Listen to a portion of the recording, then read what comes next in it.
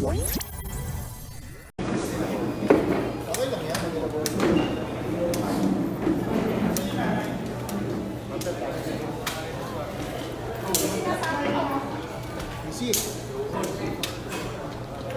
Anyway, hi. Magandang hapon sa inyong lahat. In line with our campaign against those individuals who continue to do illegal activities, in this case, phone snatching, pandurukos, kidnapping, yung mga cellphone. Here are two suspects, namely Alan Cruz, Pumahayag, at saka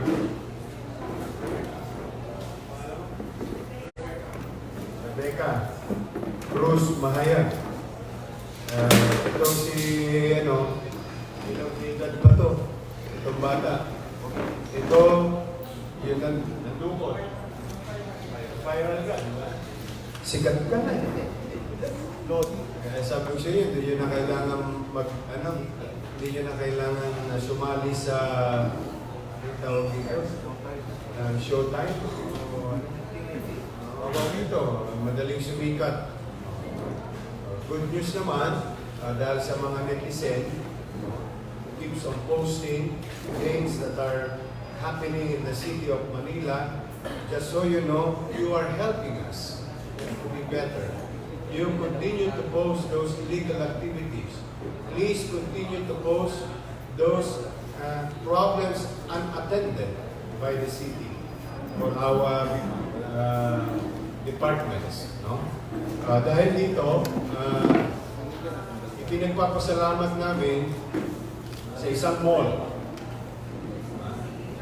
Sikat na sikat ang mga mall ngayon.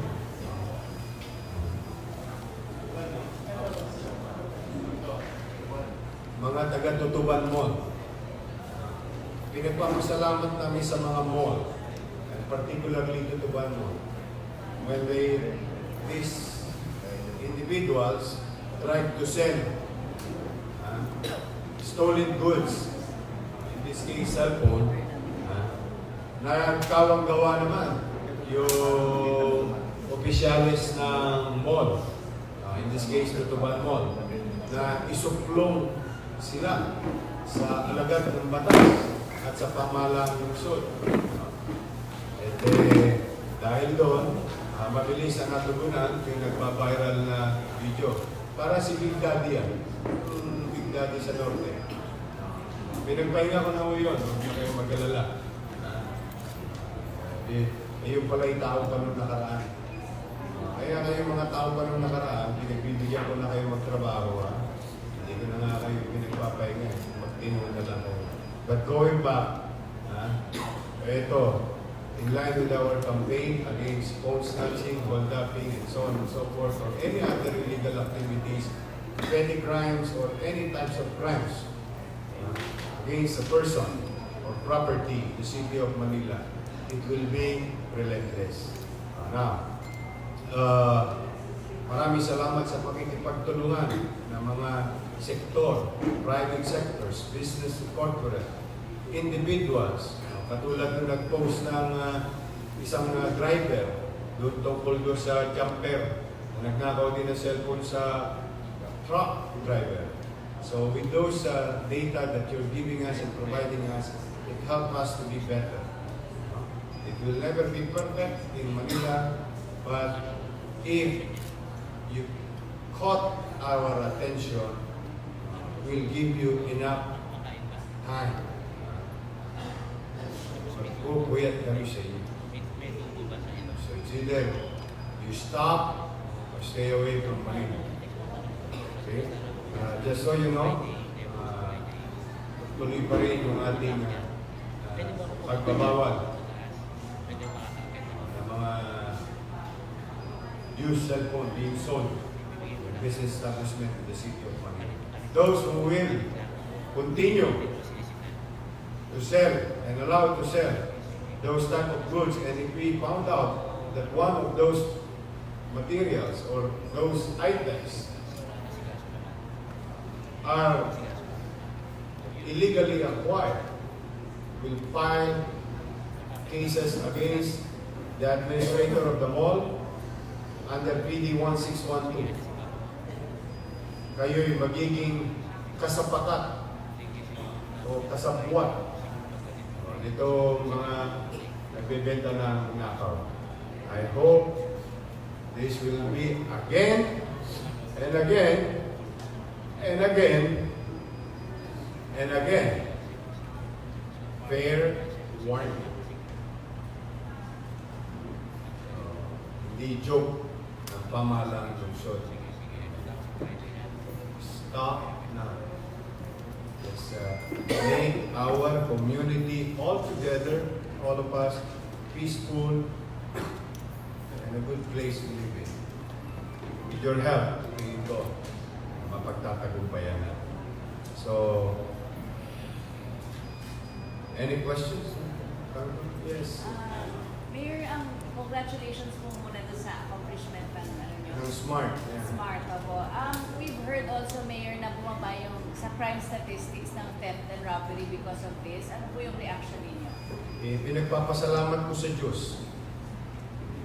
Sapagkat yun talagang layunin ng lungsod ng Maynila sa bagong pamahalaan na mabigyan ng kapanatagan ang mga taga-lungsod ng Maynila naninirahan dito at mabigyan ng kapanatagan ang mga taong dumadapo dito during night time, during daytime. Kasi it is undeniable that about 1.2 million people will visit Manila today on top of our 1.8 million population.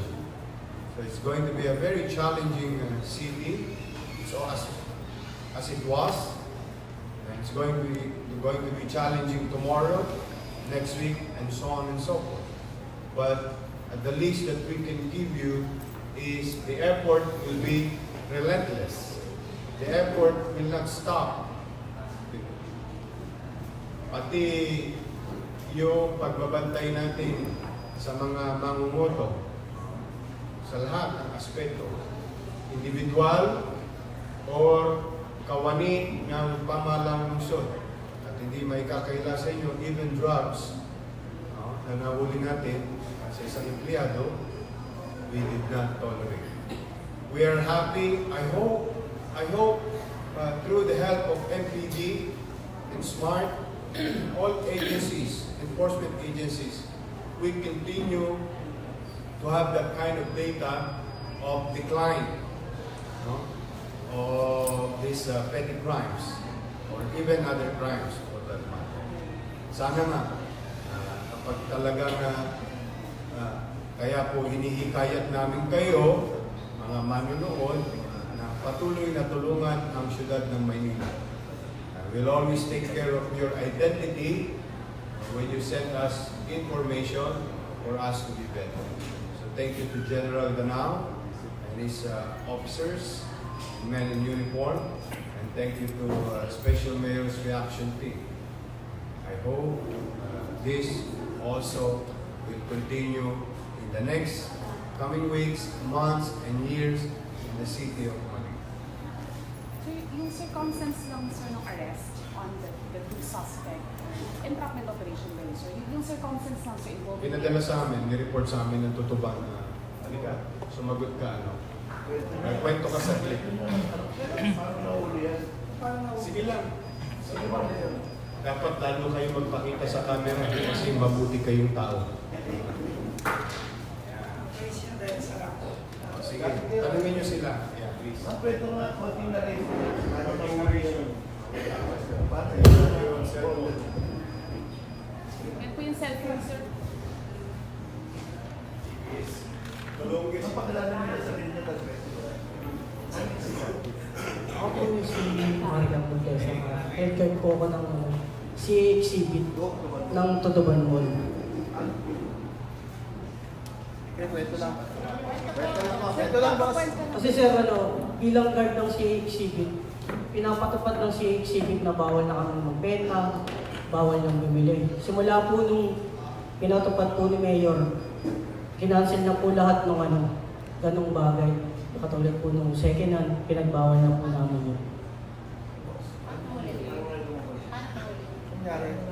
Ano lang po dila lang po Kanyari po, yung bata, pumunta sa amin, hinahanap yung cellphone.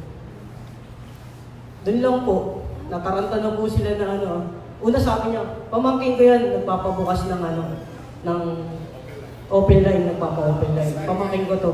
Tapos sinabi ko, hindi, kahapon, pumunta sa office namin yan. Paano magiging pamangkin mo yan? Tapos yun, hindi, sa pamangkin kong lalaki yan. Yun, sa dila lang po, na nahuli na Nakaw lang po talaga. You mean yung pamangkin ng magnanakaw? Ito yung nasa... Ayun, nagnakaw, bata, ang nagtitinda, yung tsahin. So nag-challenge sila, sir. Ito yung tirador. Ito yung pero.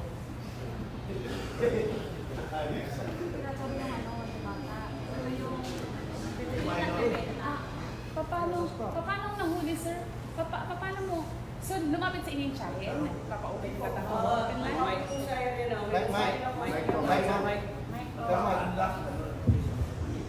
Lumapit po yung yung pagbebenta dun sa tenant namin. Ang sabi ng tenant namin, ay hindi na kami nagbebenta. Ay hindi na kami bumibili ng second hand. Bawal na sa amin yan. Kung makikita nyo, puro accessories na lang yung paninda namin dito. Wala na kaming second hand. Tapos lumapit sa Tapos inyo. ngayon, nilapitan ko. Sabi ko, ano po ba yung pinag-uusapan nyo? Tapos kinuha ko po yung cellphone. Ang nangyari, sabi ko, kilala ko tong batang to. Sabi niya, pamangkin ko po yan. Sabi niya, pamangkin mo to, kahapon. Kahapon, pumunta sa office namin to, nagtatanong kung yung cellphone niya ba is naibenta rito. So sabi niya, ay hindi, sa pamangkin kong lalaki yan, napulot niya lang yan. One paper. One question. Nagka-effect po ba sa inyo yung pagsara ng isang recto? Somehow natakot din ba kayo dahil sa nangyari yun? Oo naman po. Marami pong magugutom, lalo na po ako. Bakit po ako magutom?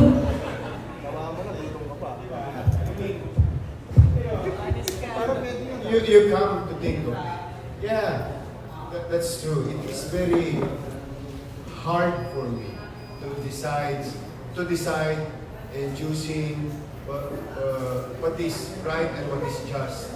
No? Kaya hindi naman kami nagkulang. Una, bilang pamahalaan.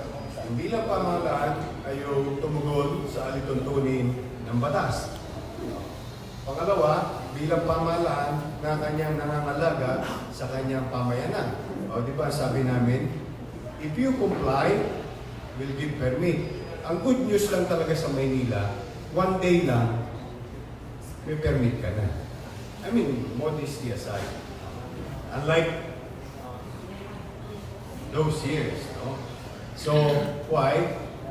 Habang inuunawa ko yung mawawala ng trabaho, minsan kailangan natin magbayad ng konting sakripisyo para maipakita ang pagsasatuwid ng mga bagay-bagay. Kasi mahirap din naman na naghahanap buhay tayo, tapos may umiiyak na magulang dahil patay na yung anak niya dahil nasaksak at inagawa ng cellphone. So, hindi lang gobyerno dapat ang may konsensya. Dapat ang tao din nagiging makatwiran sa kanyang hinihingi na atensyon. Ngayon, di ba ang kahilingan ng mga empleyado na isitan recto ay maibalik sila sa empleo. O, di ba simple lang ang sinabi ko? Tukdin ng isitan recto yung kanilang obligasyon, then let's go back to business, which happened only in 2 days. So, yung konting sakripisyo, malaking bagay yun Hindi ko minamaliit yung sakripisyo na 2 araw, walang trabaho ang mga empleyado. Pero, I think, yung mga empleyado na yun, na ng konting sakripisyo, ay posible rin someday, somehow, sila rin ang biktima ng parehong sitwasyon. Kundi man sila, anak din nila ang mabibiktima. Bakit? Because there is what you call, for evil to succeed is for good men to do nothing.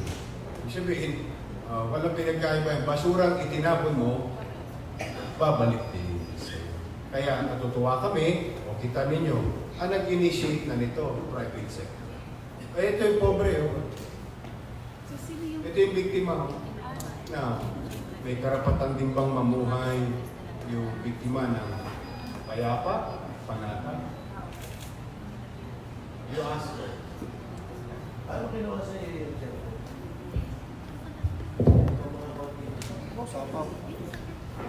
Yung bag ko po kasi nasa likod nun, tapos po naglalakad po kami pauwi na to. Sa recto po, ng mga kaklase ko, pauwi po kami galing school. Mga alas 2 po. Nakita po ng kaklase ko na bukas po yung bag ko. Tapos, panagulat po ako na wala na po yung pera ko tsaka yung cellphone. Bakit ka sa mall? Bakit ka sa mall nagpunta? Sa mall nga pala nagpunta. Diba? Logic yun. At hinahanap mo doon. Sa mall ka na. Sa mall. Naging kwento doon ba? Bakit ka sa mall nagpunta? Kalsada? Ano nasa isip mo? Hindi po ako sa mall. Hindi po ako ay, ano po, sa labas lang po ako doon. Naglalakad lang po. Hindi, yung sabihin, Nung nawala na. bakit ka nagpunta sa mall? Tutuban. Hindi po ako Sinayawar ko lang yung ano. Sinayawar ko lang. Kung hindi biktima, Oo, nilaro niya to, kaya huli niya to eh. Tumuga! Tumuga. Kinontak niya na yan. Na-interview kayo kanina. May isa pang magandang istorya. Ito, positive.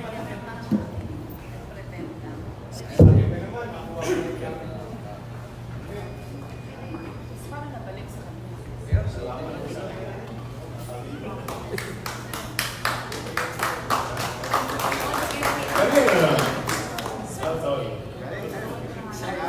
Sayang. Sok pa. Bigyan ng jacket yan. GC. Pero hindi na rin magka-size eh.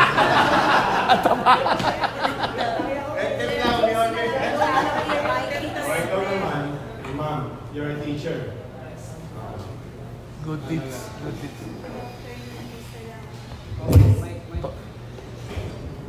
Last October 2, 2019, around 2 p.m. in the afternoon, na bibiyahe along Plaza Morga yung asawa ko.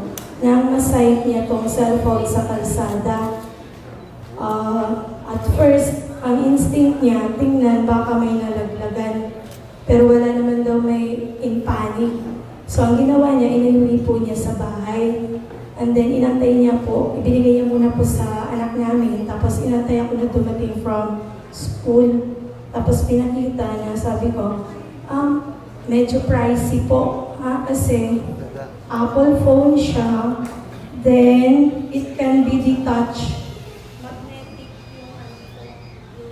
Maganda pa. Casing niya is magnetic.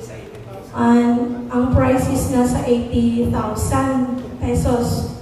All messages are coming from Mobile Legend. All messages are coming from, what we call this one, yung sing.com. Tapos, may isa kong co-teacher nag-asam na ilipat mo sa cellphone ko, Apple din yung SIM card. Nilipat po namin, pero wala siyang nakasave na number. Pwera sa mga 3 digits, 5 digits number na may asterisk. Once na dinadial namin, it will just say na the app or the something that you're opening is only available in Singapore. So I'm thinking na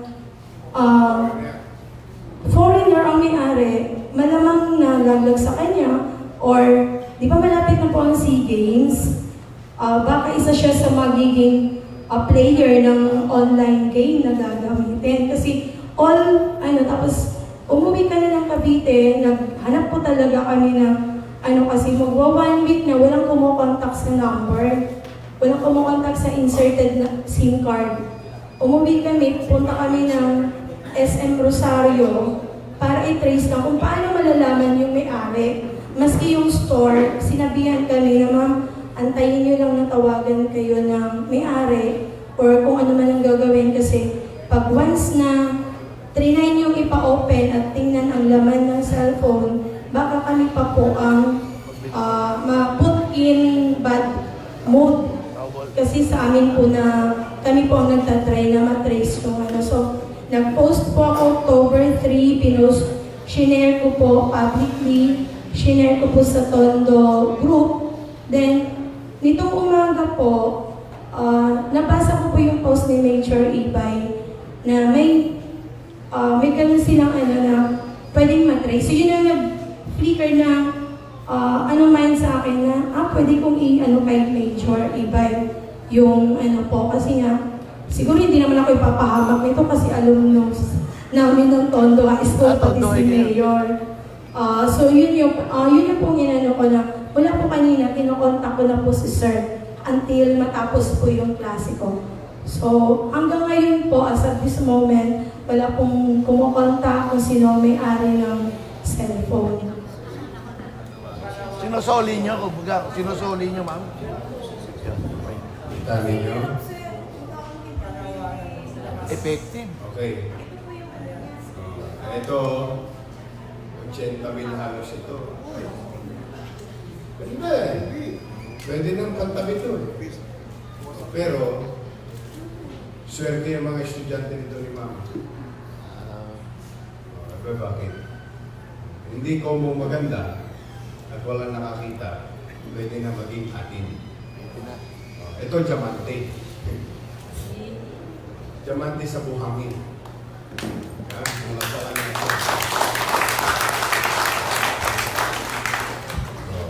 Sa Friday, manood kayo. May panawagan ako. Dahil ito, ikalawa. Mas mabigat yung sa Friday. Talagang dumarami na mga mabubuting tao sa Maynila. Basta may nawawalang malaking halaga. Malaking halaga. Galing ko. Pero ang ginawa ng tao, dahil hindi niya alam paano isole, dinala sa pamahalaang lungsod ng Maynila. Kaya manood kayo sa Friday sa Capital Report. Hindi taxi driver. Nakasakay sa pampublikong sasakyan. Basta sasabihin namin kasi baka sa sobrang laking halaga, ang kininipat. Hindi ko ikininipat, ano yung tsura. Pero, alam mo, Pat, sa totoo lang, ano ka rin, gaganahan ka talaga. Oo, kaka-inspire. Pero yung tao, nakasakay sa public utility vehicle. We're talking of millions, ha? Yung At tukso. pag nakita mo yung nagsoli, siguro kabuhayan niya na yun. Kaya lang, sabi ko sa kanya, madaling todasin yung hindi iyo. Mauubos din niya. Kaya lang, habang buhay mong iisipin. Baka mamaya, may nangangailangan. Abangan nyo sa Friday. Ito, ikalawa. Marami na ang mga mabubuting tao sa Maynila. Effective ka. Effective ka. Ikaw ngayon ang lost and found. Pati pagsuko. Basta sumuko ka, buhay ka. Huwag ka naman lalaman. So anyway, I think yung nawawalan, panawagan natin na, pinawawalan ng cellphone. Malalaman naman natin kung iyo Una-una, hindi ko mabuksan. Siya lang So, alam mo yung password. Pero ito yung itsura. Ano tawag dito? Anime? Anime. Ayan. Ngayon, kung sino man yung nawawala, Asa? foreigner. Mag-i-English lang ako. Lalo totoo ka na. Oo nga, yun na nga. Hindi gulo. Uhog to. Whoever you are, Gandang kwento. you can go to office of Major Ibay and unlock the phone. If you can unlock it, it means it's yours. Kasi there's lock.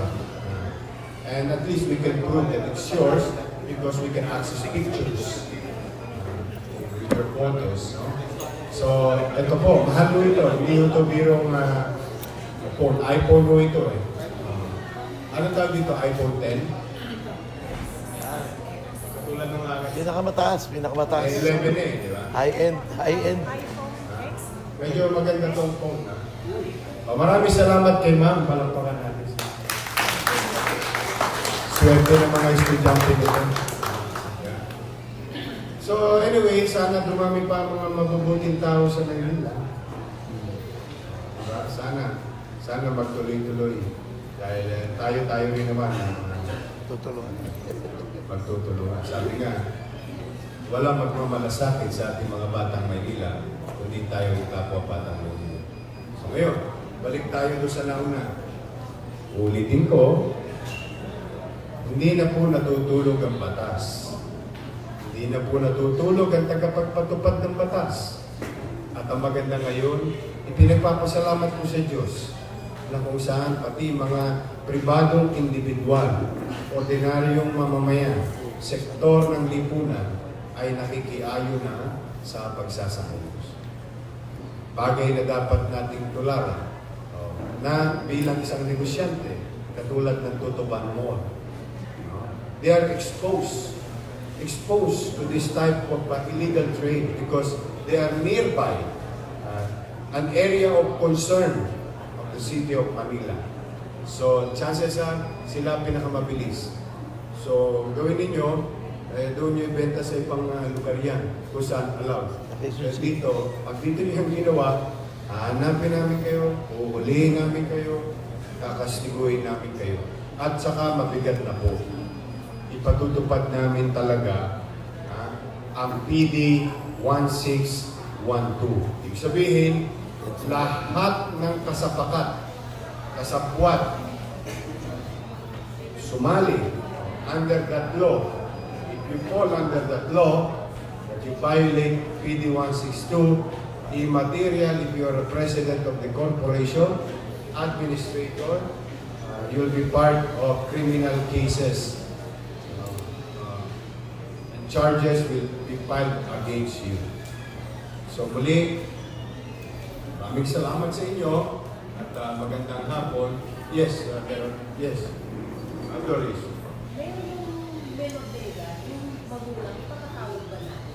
Let DSWD handle that. Yung kanyang magulang. Kasi may tamang proseso para sa kanya. 14 years old. Sila muna kasi other matter. Different topic po Mayor. Sa SC Justice, ano po yung logistical support niyo? Traffic, MDRRMO, police, barricade, tapos yung pagbabawal ng mga alak within the area, plus some utilities, facilities of the city of Manila. Yun naman ang mga hiningi nila para sa incoming borrowers, which will be given by the city of Manila. Mayor, how can we further improve po yung compliance ng Manila dun sa clearing memorandum circular ng DILG na sa medium compliance? And have you met or papatawag niyo po ba yung mga barangay captains na na-issuean ng show cause order? Well, yung show cause order issued before the Office of Respective Barangay Official, it's for them to answer that. Because I think ample time was given to them to follow such memo coming from the Office of the President through the ILG. Now, we're happy that the ILG appreciated our effort we have conducted 3,000, correct me if I'm wrong, 3,373 clearing operations Roads. in 60 days. So you do the math.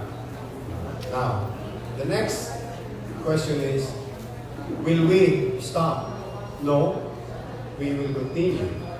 And if there's one good thing again, I think, if I heard it right, the President directed already the ILG to come up with a second memorandum to continue to clear our streets, to continue to do clearing operation of all types of obstruction, which in our case is our habit already as a city government in performing our duties. Now, the guarantee that we can give to our people is we will not stop.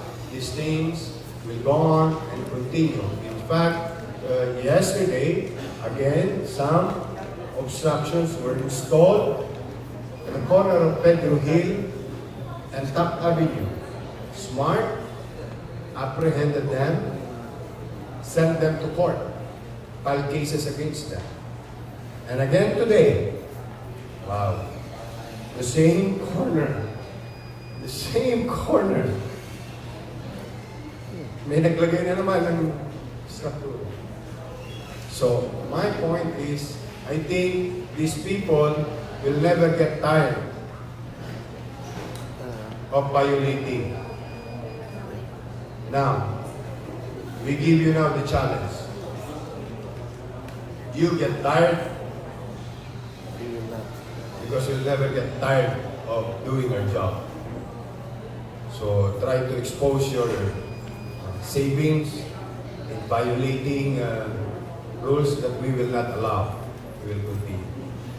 Tigilan nyo na yung kanto ng Pedro Hill at saka Top Avenue. Sayang lang. Tigilan nyo na yan. Basta clear. One, minimum guarantee. All Mabuhay lanes should be open all the time. Two, other streets must be clear of all obstructions. Three, pedestrian must be given back to the people. Maibalik sa tao ang kalsada. Or all parks should be revived and give back to the people. All types of obstruction, unnecessary structures will be destroyed in our parks so that to make it more ambiente, mas maganda. We're trying to create more open green space. So we'll not stop, we'll continue. Medium is a good rating for us because we came from negative. So medium is positive and there's room for improvement. And I congratulate my fellow mayors whom they think that they have achieved 100%. Good for them. I'm happy for them. Talaga? But unlike kasi in the city of Manila, it's a very challenging city with 896 barangays all over the city. But I think agencies of government and national government for that matter understands where we, ano ang hugot namin. But at least, at the very least, sa mga kababayan natin, huwag kayong mag-alala. Tuloy-tuloy naman ito.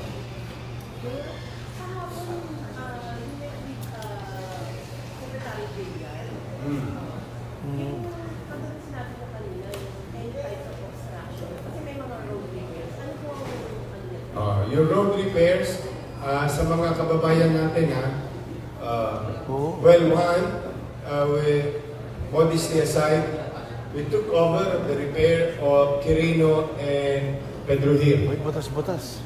Kasi tagal na aksyonan eh. Oo. We did it in 48 hours para mawala yung burgo. Ito Kasi nagbabagay. naawa ko sa mga tricycle, mga motorbiker, yung nagmumotor. Yun. Sila unang biktima niyan eh. At saka yung mga dumadaang kotse. And so on and so forth. Ang pakisuyo lang namin, itong Ligarda, Yun. Oraita, Diyos ko po.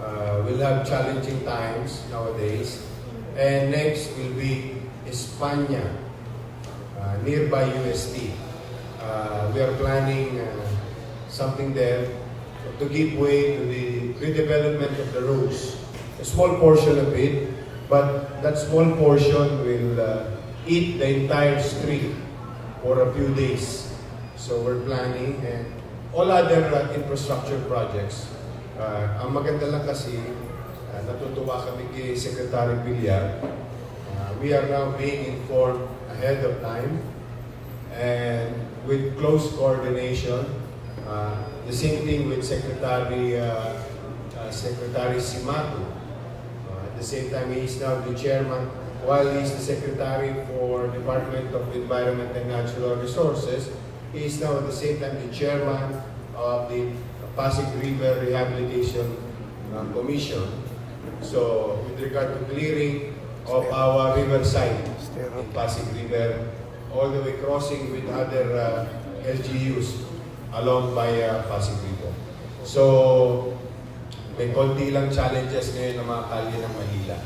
But, ang minimum guarantee namin, kapag binigyan namin sila ng 30 days permit, hindi siya magiging 31 days. Hindi siya magiging 32 days dahil ayaw na nila maputulan ng pison. Of course, we're gonna do the same. We're gonna consider all their structures, unnecessary structures beyond the date given to them. Kasi nagkakaroon ng habit itong mga kontraktor, di ba? Inyanyang kayong iniiwan yung mga gamit. Ginagawang parking lot yung tapos na eh. Hindi pa may iskerda. Walang puso. Walang puso sa ibang tao na para makakomo. Ano sabi?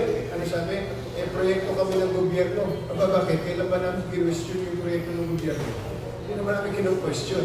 Ang sinasabi namin, pag tapos na, linisin nyo na. Ipagmalasakit nyo naman. Yung inyong mga kababayan. Diba? Kumita na nga kayo sa taong bayan dahil sa kontratang nakuha ninyo sa gobyerno. Mano pa naman natapos na iligpit nyo na yung mga gamit nyo na magamit ng taong bayan. So yan ang garantiya namin. Kapag nag-issue kami ng 30 days, no extension. I think Manila Water was given ample explanation. They are now guided properly. So sabi namin, pag gagawa kayo ng tubo, pag sinabi nyo 1 year, bibigyan namin kayo 1 year na permit. Pag sinabi nyo 6 months, bibigyan namin kayo 6 months na permit. Pag sinabi nyo 45 days, bibigyan namin kayo 45 days. But no extension. Kasi, para mas madaling maunawaan ng tao na siya'y magsasakripisyo na may katiyakan. Ang nangyayari kasi hindi malaman ng tao, hindi naman naging isang tao sa development. Naiinis lang ang tao kung walang kasiguruhan at walang katiyakan. Doon naiinis ang tao. Ba't sa akin to? Matulogis ko to. Iuwi to kay Junior. Para pag may dumating, mauwi ko yan. Mapaalak ko. So, yun ang gusto natin. Na pag sinabi natin sa tao 6 months, alam ng tao 6 months na siya magsasakripisyo. Not a single day more. Yun lang naman ang habol natin, wala na naman. Yes. Pero balikan ko lang po yung sa kay Justice. 9 years ago po kasi nagkaroon ng bombing sa Par Exam. So, anong security measures ang gagawin natin? Bombing ulit. I think yung security measures are being planned by General Canao. Kami, logistical assistance. The city government.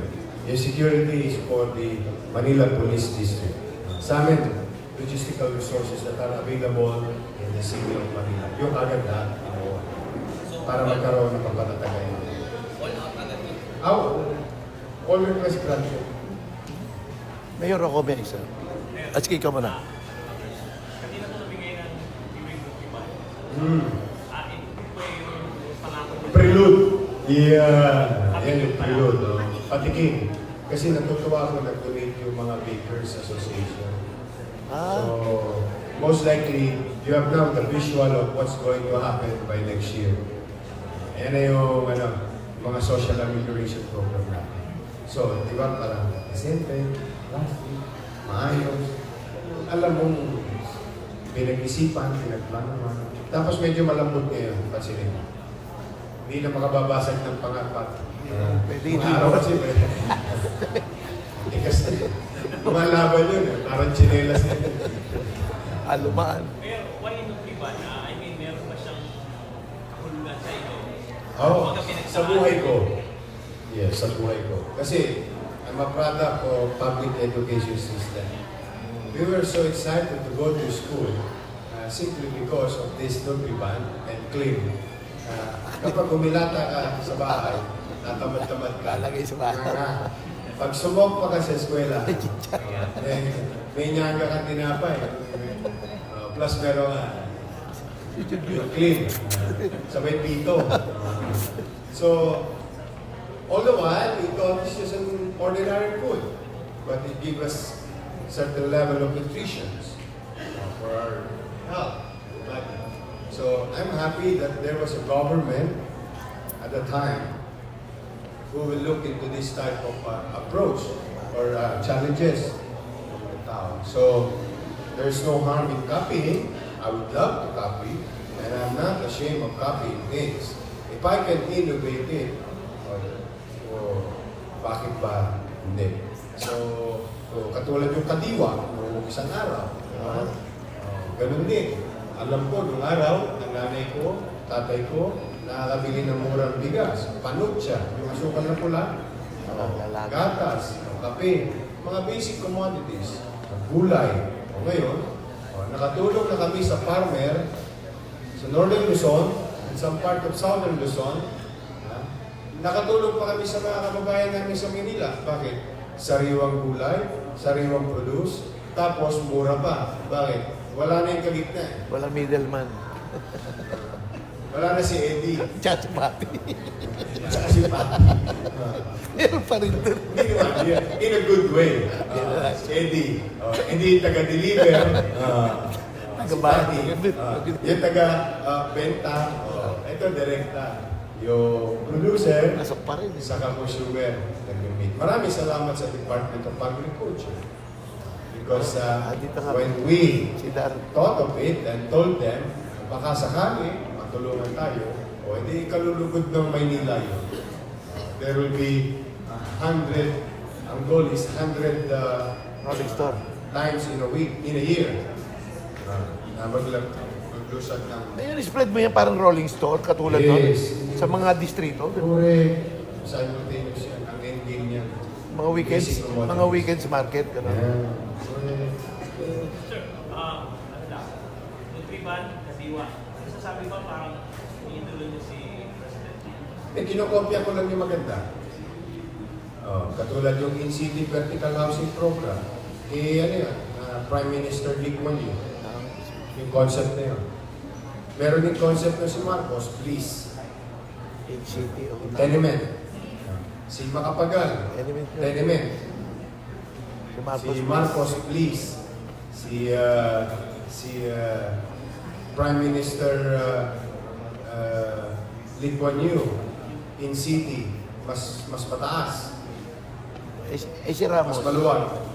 Kaya yun ang compare ko. Kasi yung kay President Marcos at kay President Macapagal, medium.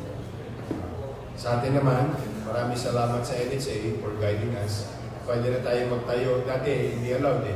Kaya pwede na tayo magtayo ng 14 story. Wala na 20 story. Wala na yung limit. High-rise na. Kasi nga yung rarity of open space. Lumapayag na sila. Kaya swerte ngayon ng Gure mo, dati, hagdanan mo, nakanyanga ka.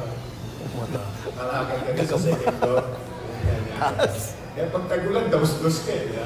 Pag-uwa mo second floor, alam mo ba yun, Doris? Lahat ng tuhod ka talaga, kakiskisan na ng hagdanan. Walang space eh, walang space eh. Okay, elevator na. Kadyal. Malay mo. It can be done. It's not even a rocket science. It can be duplicable.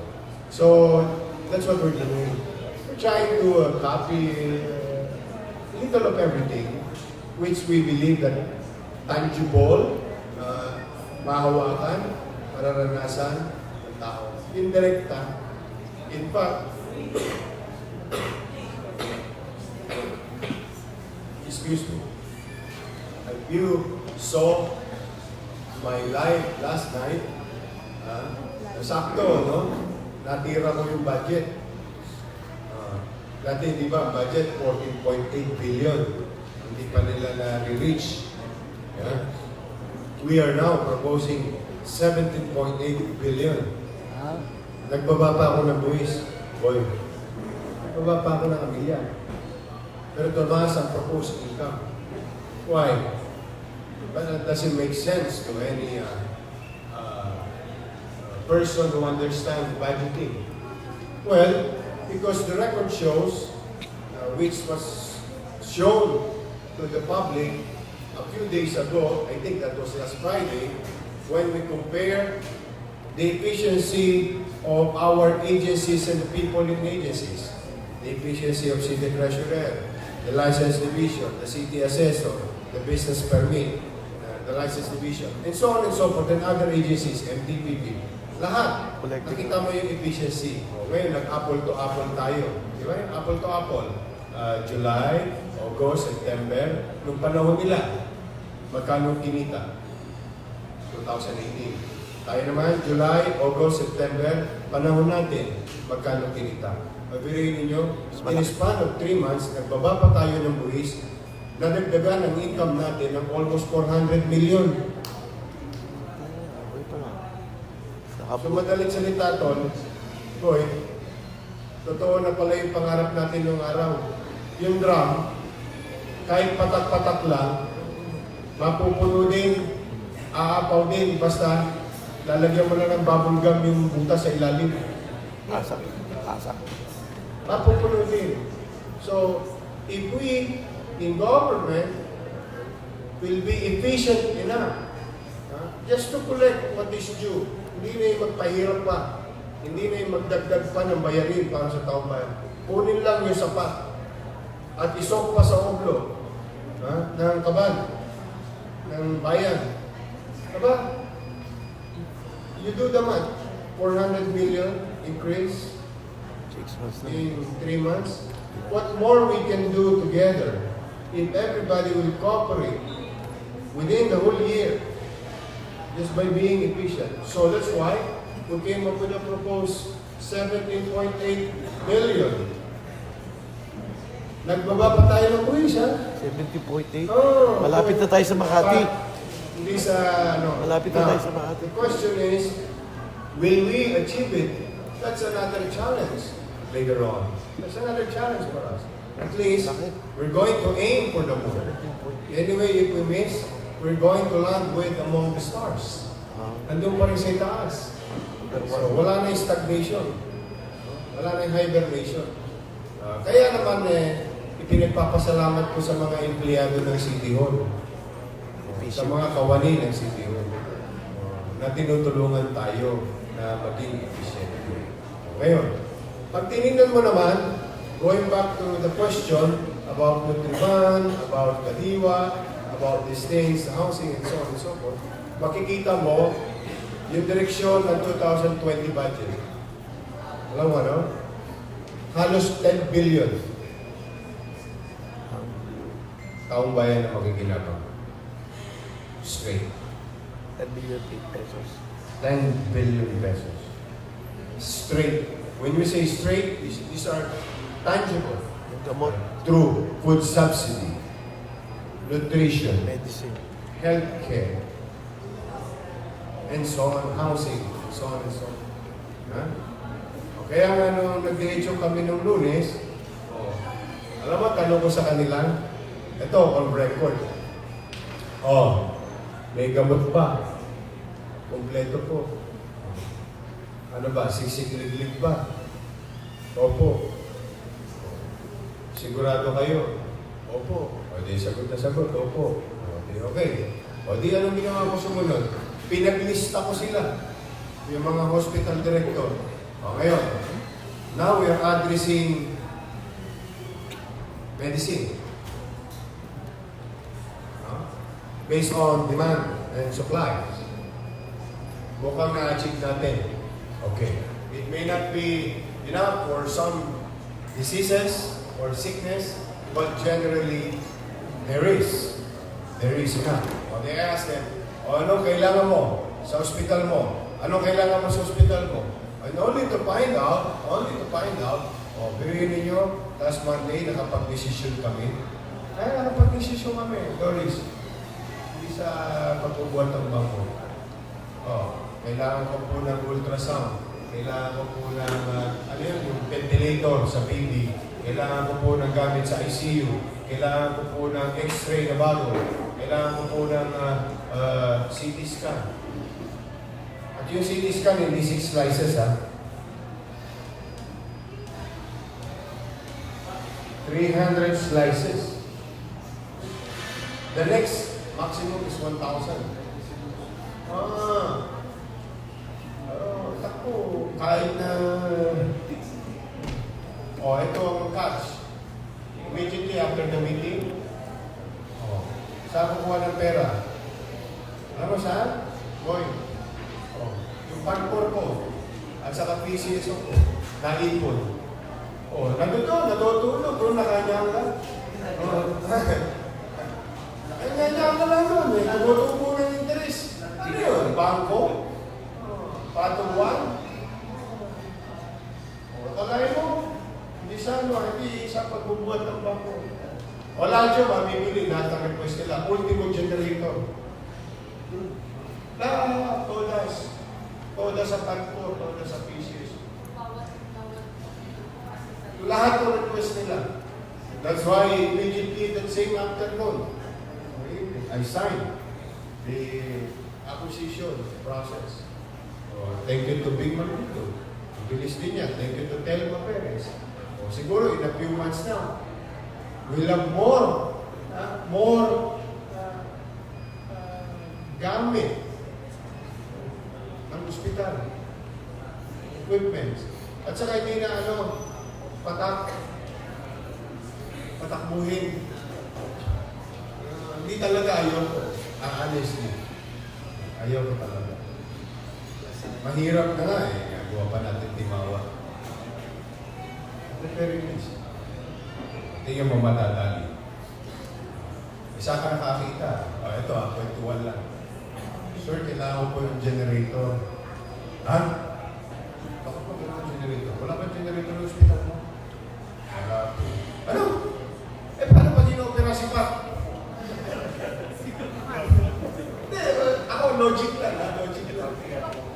Inyan-yan na si Pat. Lus-lus eh.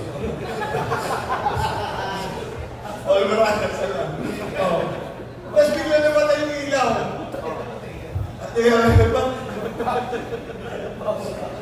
Iba ng hugis. Kaya kandila. Kandila na lang. Let's be honest, I'm just trying to be practical with the situation. Pero di ba nakakalubag naman ang loob? Ano gagawin natin dito? So that's why immediately I asked. Mahirap lang. Don't get us wrong. It will take time. Kasi the process of documentation, the process of acquisition, we have to follow rules, you know. But, that is a problem for us. Huwag sana. Yung kalagitnaan, binibigyan ka sa puso eh. Ang nagpapatakbo ng puso mo, makina. Yung makina, kailangan ng kuryente. Tut, biglang Hallelujah, Hallelujah. Kaya balas mo rin yan, kunin mo.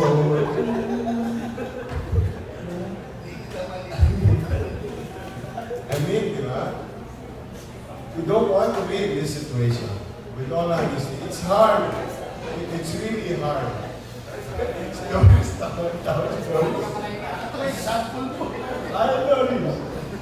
parang naiihi ka dyan. Tapos doon, sa linggo, may coffee party. Kakanta na lang rin kung puno yun. Oh, alam mo, kawawa. That's why, you know, if you try to, yan kasi sikreto eh. Don't deny the problems. Because that's the first thing that you can do in addressing the problem. You accept there is a problem. And that's the aim of the ABCs of problem solving. Because pagka dinideny mo, ipinagkukubli mo. Pag pinagkukubli mo, hindi mo tutugunan. Bakit? Kasi in your mind, walang problema. Hindi pwede. It's challenging. So, but anyway, thank you for your time. Yes. Different topic po. Sure. Sa previous administration po, nag-sign sila ng JPA with about multiple reclamations sa kanila. Yes, that's a good question. Hindi priority ang reclamation. Yes. Sakali po na matuloy ang reclamation sa Manila Bay, ano po yung mga provide natin sa mga maapektuhan na mga communities or what maapektuhan sa reclamation? Well, una, yung reclamation, walang maapektuhan ang urban pool. Kasi open space yan. Two, when I said it's not my priority, the city of Manila will be passive. If it thinks, if the national government feels that is safe, I mean, sinarapikahan nila. Environmentally viable, sinarapikahan nila. O kami passive lang. So I will not spend my time focusing on something that is not existing yet. I would rather focus on inland. But to work hand in hand, in harmony, as I have promised myself and the people of Manila, to work hand in hand with the national government, kung anong darating na requirements, ipo-forward namin. Kung anong darating na letter, ipo-forward namin. Kung ano kailangan ng komunikasyon, gagawin namin. So, kung ano yung nandiyan dyan, kung ano yung pinirmahan ng dati, ang garantiya ko sa iyo hindi madadagdagan. I will not sign any new reclamation. Whatever is there, nung ginawa ng lumang administrasyon, magiging passive lang kami.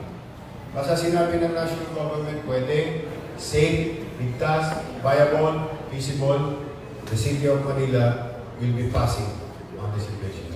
So, ngayon pa rin, yung tingin ko, ibabalik ko sa inland, which is existing. Katatayuan ng tao, kalsada, ekonomiya, negosyo, trabaho. Dito, there's too many things on my plate.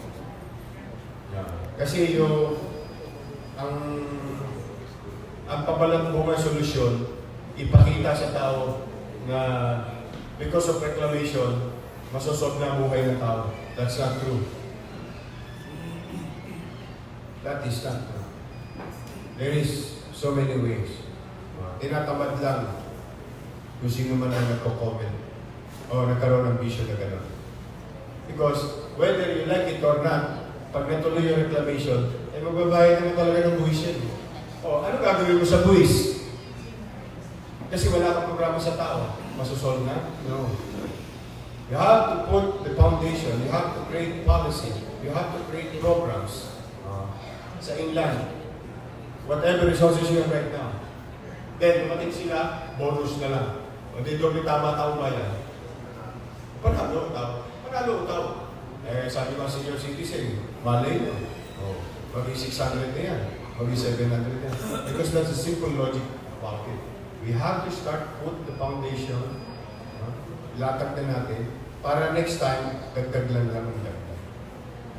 Sa kaya may pag-aaral na ng mga dekano, mga kilalang tao sa mundo, yung social amelioration program na yun. Ginagawa ka ng national government yan through DSWD. Diba? So, dalawa na. National government, local government. Nasaan yung tao? Nandito sa gitna. Side by side, gobyerno. Sinasabay siya sa paglalagay. So, yun ang garanti ako. No, I will not sign new reclamation. to enter the new contract of reclamation. I am obliged to sign maybe by existing reclamation entered into by the previous administration. But not until the national government said so, na it is safe, okay, viable, so be it. But I will squeeze in some resources in favor of the people of maniwala kayo sa akin. Hindi lang makukuha ng yun. Hindi lang makukuha ng ganon-ganon lang yan. Ano ba eh? Kayo lang nag-usap-usap na nag-inuman kayo. Paano naman ang tao ba yan? Paano po kung maapektuhan yung mga fishermen from Manila? Well, in Manila, walang fisherman. Ang may fisherman yung laot. O yan yung hindi natin alam. Because wala akong kilalang fisherman sa Manila. Kasi nandun sila lahat sa gitna ng Manila Bay. Malayo yun eh. It's beyond the jurisdiction of the local government unit. You know, under the law, if I'm not mistaken, correct me if I'm wrong, 15 kilometer perpendicular line from the shore is local government unit. So beyond that is national. Now, from what I believe, point of view lang ha, kasi hindi ako sure. Hindi ako sure. Ang palaisdaan talaga nandun sa kalagitnaan. So, the question is, will, yan. Ito siguro magandang tanong sa PRA, PPA. The question is, that type of question should be asked to PRA and PPA. Will they be, kung ito bang mga mangingisda natin sa Batangas, sa Cavite, and portion of Parañaque, Las Piñas, ito bang mga mangingisda natin sa Bataan, sa Bulacan, Bataan, Pampanga, Bulacan, and portion of Nabotas, Malabon, maapektuhan. Ano yan eh, coastal provinces. Kasi kung makikita mo, nakagano ng Manila Bay. Composed of so many provinces and some cities. Nandiyan dyan yung mga mangingisda. Now, meron tayong mga ilang mangingisda na based sa Baseco. Yan. Based sa Isla Puting Bato, a few of them. Will they be, are they fishing within 15 kilometer radius from the shore? Hindi ako sure. But I'm pretty sure, beyond that, which is bandang laot, bandang gitna ng Manila Bay, nangingisda sila. Now, the question is to PRA, aabot ba doon yung reclamation? That's another question that PRA and PPA should answer. You're welcome. Okay? Thank you very much.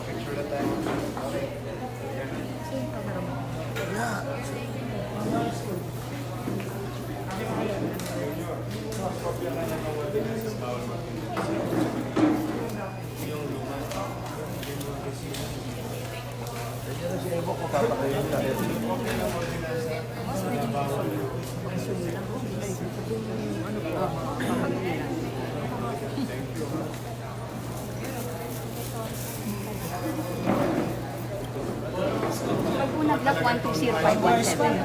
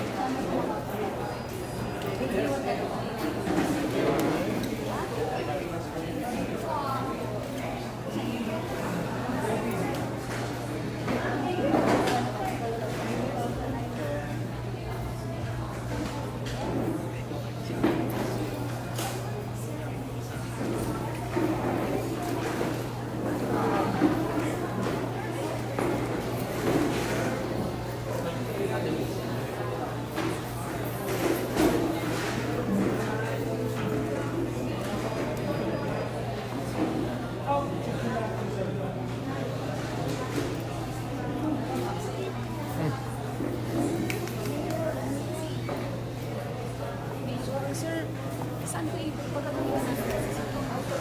Bigyan mo siya ng resibo ng pet.